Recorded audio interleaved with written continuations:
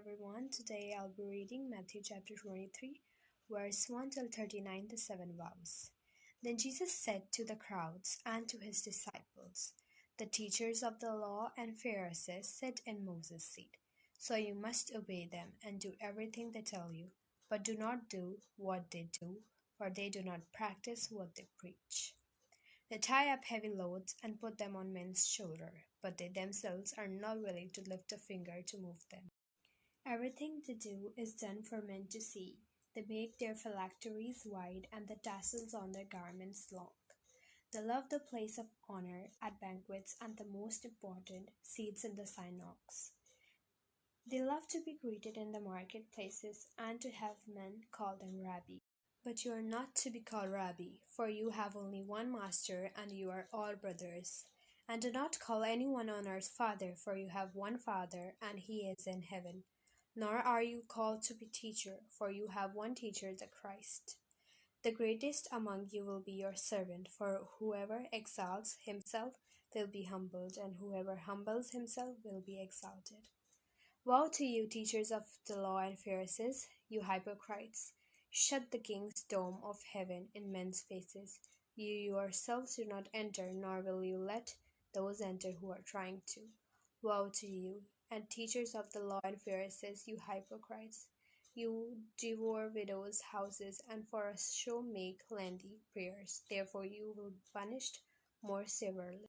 Woe to you, teachers of the law and the Pharisees, you hypocrites! You travel over land and sea to win a single convert, and when he becomes one, you make him twice as much a son of hell as you are.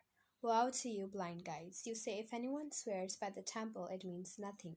But if anyone swears by the gold of the temple, he is bound by his oath.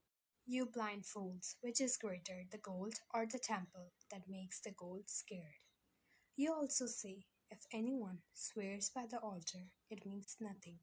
But if anyone swears by the gift on it, he is bound by his oath. You blind men, which is greater, the gift or the altar that makes the gift scared? Therefore, he who swears by the altar swears by it and by everything on it. And he who swears by the temple swears by it and by the one who dwells in it. And he who swears by heaven swears by God's throne and by the ones who sit on it. Woe to you, teachers of the law and Pharisees, you hypocrites! You gave a tenth of your spices, mint, dill, and cumin, but you have neglected the more important matters of the law, justice, mercy, and faithfulness. You should have practiced the latter without neglecting the former. You blind guides, you strain out a neck but swallow a camel. Woe to you, teachers of the law and Pharisees, you hypocrites! You clean the outside of the cup and dish, but inside they are full of greed and self-indulgence. Blind Pharisee, first clean the inside of the cup and dish, and then the outside also will be clean. Woe to you, teachers of the law and Pharisees, you hypocrites! You are like whitewashed tombs, which look beautiful on the outside, but on the inside are full of dead men's bones and everything unclean. In the same way, on the outside you appear to people as righteous, but on the inside you are full of hypocrisy and wickedness. Woe to you, teachers of the law and Pharisees, you hypocrites! You build tombs for the prophets and decorate the graves of the righteous. And you say, if we had lived in the days of our forefathers, we would not have taken part with them in the shedding the blood of the prophets.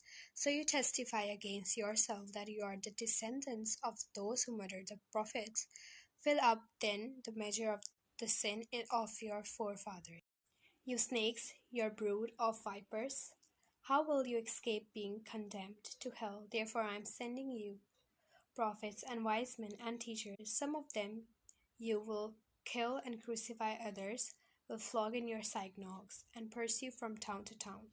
And so upon you will come all the righteous blood that has been shed on earth, from the blood of righteous Abel to the blood of Zechariah son of Berechiah, whom you murdered between the temple and the altar. I'll tell you the truth, all this will come upon this generation.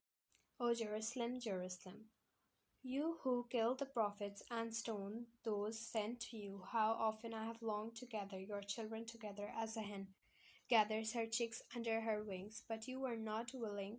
Look, your house is left to you desolate, for I tell you, will not see me again until you see, blessed is he who comes in the name of the Lord. Amen.